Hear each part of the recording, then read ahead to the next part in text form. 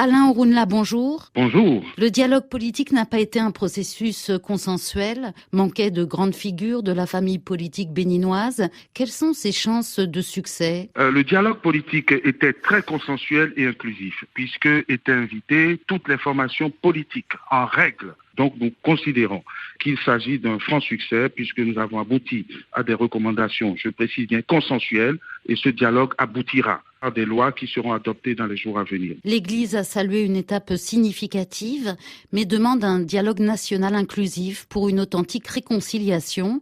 Qu'en pensez-vous? L'Église souhaite une répétition de ce qui s'est passé, c'est-à-dire la conférence nationale de 1990.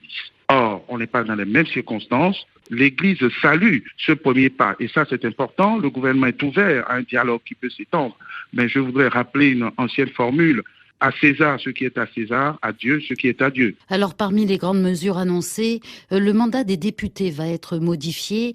Il s'agit de le faire passer de 5 ans au lieu de 4 et de faire coïncider les législatives avec les présidentielles. Oui, il est apparu que l'organisation d'élections cycliques coûte cher et occasionne une dispersion d'énergie. Donc, à l'instar d'autres pays qui l'ont fait, les délégués ont cru devoir recommander l'alignement des mandats et donc des élections générales. Et ces premières élections générales auront-elles lieu en 2021 ou bien en 2026? C'est à l'Assemblée de décider ce qui se passera. Alors, ça se pourrait très bien que ce soit 2021, mais pour moi, ça relèverait du miracle, puisque la loi dispose pour l'avenir.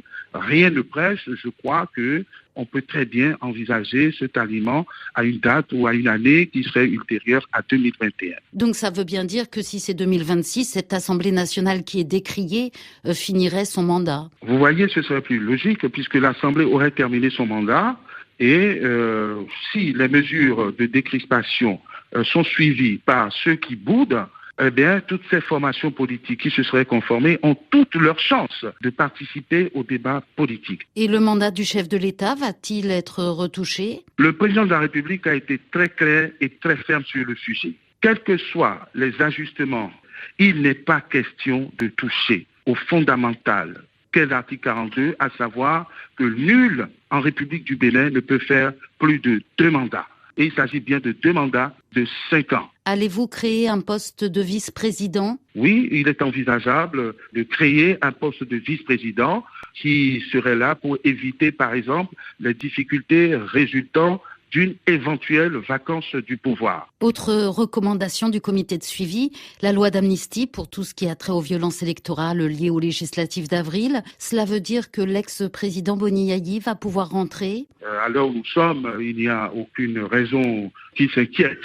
On est pressé de retrouver tous nos compatriotes sur le territoire. Il ne fait l'objet d'aucun mandat d'arrêt ou d'interpellation. Et pour les autres leaders politiques en exil? Il n'y a pas d'amalgame à faire avec ceux qui, après une décision de justice, se sont soustraits à l'exécution de leur peine, ou ceux qui se sont soustraits pour ne pas répondre et qui voudraient s'abriter sous ce manteau d'homme politique pour dire qu'il s'agit de persécution. Il n'est pas juste de les considérer comme des persécutés parce qu'on leur demande de rendre compte de leur gestion passée. Est-ce que ce sera possible plus tard, dans un second temps? Tout est possible. Personne ne veut la mort du pécheur, à condition que l'on reconnaisse les faits. Vous ne pouvez pas vous soustraire à la justice de votre pays et rester à l'étranger et narguer et provoquer des troubles à l'intérieur. Je n'accuse personne, mais il nous semble que nos compatriotes qui sont en exil ne sont pas dans une démarche d'apaisement. Et je parie que quand ils seront rentrés dans cette démarche, on pourra envisager à ce moment-là d'autres mesures d'apaisement. Et pourquoi introduire le parrainage pour les candidats à la présidentielle? Beaucoup, comme le constitutionnaliste Joël Aïvo, redoutent un nouveau mécanisme d'exclusion. Que répondez-vous? Nous n'avons pas inventé le parrainage. Il existe un peu partout. Donc ces craintes sont des velléités de gens qui ne veulent pas accorder le crédit de la bonne foi ou qui veulent rester dans la rébellion permanente, dans la contestation permanente. On les invite à participer au débat, on les invite à rentrer dans cette dynamique et je dis que la question ne se posera pas en 2026 puisque le président de la République aura, dans le meilleur des cas, terminé son 2e et dernier mandat. Ça veut dire qu'il est bien candidat en 2021 ? Je dis qu'il est en droit d'être candidat et qu'en 2026, il ne pourra plus l'être. C'est la certitude. Alain Orunla, merci. C'est moi qui vous remercie.